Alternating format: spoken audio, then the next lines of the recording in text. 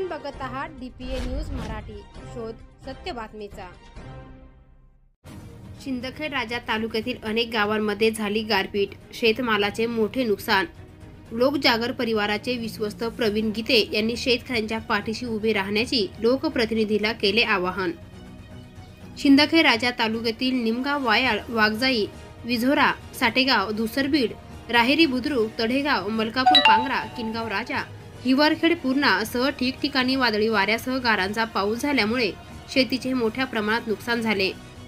अगोदर पाऊस कमी पडल्यामुळे आर्थिक संकटात सापडलेल्या शेतकऱ्यांचा तोंडी आलेला घास निसर्गाने हिरावल्याने बळीराजा चिंतातूर झाला आहे।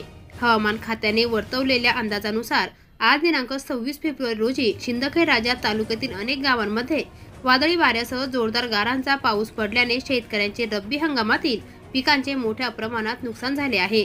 या गारपिटीमुळे गहू, हरभरा, मक्का, शाळू यासह रब्बी पिकांचे अतोनात नुकसान झाले आहे।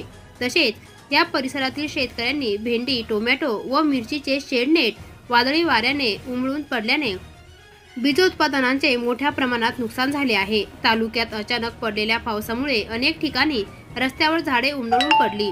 लोकजागर परिवाराचे विश्वस्त प्रवीण गीते यांनी शेतकऱ्यांच्या पाठीशी उभे राहण्याचे लोकप्रतिनिधींना केले आवाहन।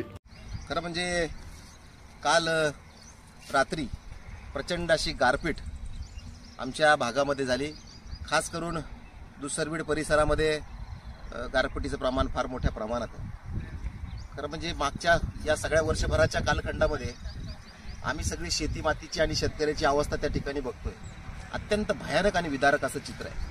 रात्रीच्या गारपिटीत तर इतकी वाईट अवस्था होती की रात्रभर आमचा शेतकरी मायबाप या ठिकाणी झोपला नाही। त्याला सतत त्याची चिंता, चिल्यापिल्यांच्या घासाची चिंता त्याला सतावत होती आणि हातातोंडाशी आलेला घास असं म्हटलं की त्याच्या तोंडात जाणार तर तो या गारपिटीच्या माध्यमातून त्याच्या तोंडातला घास निसटलाय आणि म्हणून फार वाईट अवस्था आहे। खरं तर या अवस्थेला जबाबदार कोण म्हटल्यापेक्षा राजानं मारलं आणि पावसानं झोडपलं तर जावं कुठं, अशी जी अवस्था असती तीच अवस्था आज शेतकऱ्याची प्रामुख्याने या प्रसंगाच्या निमित्तानं आहे। आणि म्हणून एक सामाजिक कार्यकर्ता म्हणून अतिशय मन व्यथित होतं। सकाळी उठल्यापासून अनेक ठिकाणी दुसरबीड परिसरातील वर्दडी असेल, मांडवा परिसर असेल, दुसरबीड परिसर असेल, पूर्णाकाठ परिसर असेल, या अनेक परिसरांना झालेल्या शेतीच्या मातीचं झालेलं नुकसान आम्ही त्या ठिकाणी पाहिलं। शेतकरी अतिशय हवाल दिले आणि त्याला अशा प्रसंगातून सावरण्याची गरज निर्माण झाली आहे। खरं तर आमच्यासारखे सामाजिक कार्यकर्ते त्यांना काय देऊ शकतात, पण नक्कीच शेतकऱ्याच्या पाठीशी ठामपणे उभे राहत त्याला जगण्याचा धीर देण्यासाठी, त्याला आश्वासक पद्धतीने समोर घेऊन जाण्यासाठीचा विश्वास आज बांधावर येऊन त्या ठिकाणी आम्ही देण्याचा एक प्रयत्न केलाय।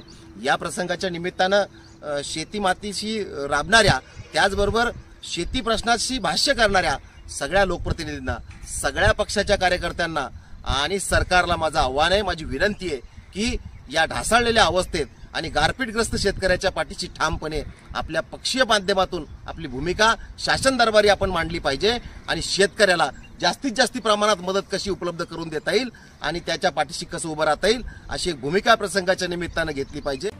DPA न्यूजसाठी प्रतिनिधी सुरेश हुशे, शिंदखेड राजा। ताज्या घडामोडी व अपडेट जाणून घेण्यासाठी आताच DPA न्यूज चॅनलला सबस्क्राइब करा आणि बेल आयकॉन क्लिक करायला विसरू नका।